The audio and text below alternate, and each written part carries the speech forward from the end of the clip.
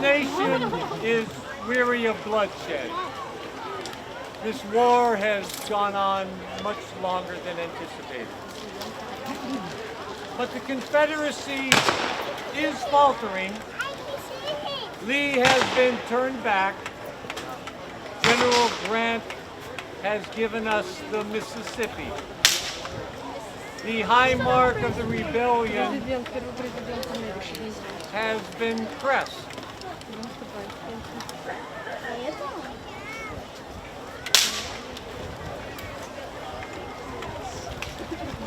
Is this a time for celebration or dedication? You see here over 50,000 casualties in this three-day battle. Though it was a victory, but at what cost? I am weary of sending boys into harm's way. I am weary of lost battles. I am weary of writing letters to families of dead soldiers. And here, I have seen the scars on this peaceful town. And here I have visited the grave of Jenny Wade, the only civilian killed. And here I have ridden past stacks of coffins, bundles of grave markers, picks and shovels scattered about. When will all of this cease? Is there hope for a speedy end to hostilities? Is there hope for a final victory? I hope these questions will be answered today. As I wait for Edward Everett to finish his speech, I am contemplating the request for me to deliver a few appropriate remarks. Can this be accomplished?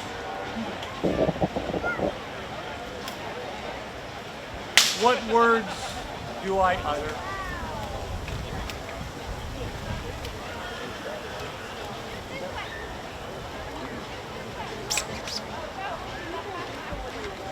Fourscore and 7 years ago, our fathers brought forth on this continent a new nation, conceived in liberty and dedicated to the proposition that all men are created equal. Now we are engaged in the great Civil War, testing whether that nation or any nation so conceived and so dedicated can long endure. We're met on a great battlefield of that war. We have come to dedicate a portion of that field as a final resting place for those who here gave their lives that that nation might live. It is altogether fitting and proper that we should do this. But in a larger sense, we cannot dedicate, we cannot consecrate, we cannot hallow this ground. The brave men living and dead who struggle here have consecrated it far above our poor power to add or detract. The world will little note nor long remember what we say here, but it can never forget what they did here. It is for us, the living rather, to be dedicated here to the unfinished work which they who fought here have thus far so nobly advanced. It is rather for us to be here, dedicated to the great task remaining before us, that from these honored dead we take increased devotion to that cause for which they gave the last full measure of devotion. That we here highly resolve that these dead shall not have died in vain, that this nation under God shall have a new birth of freedom, and that government of the people, by the people, for the people, shall not perish from the earth. God bless you. Huzzah!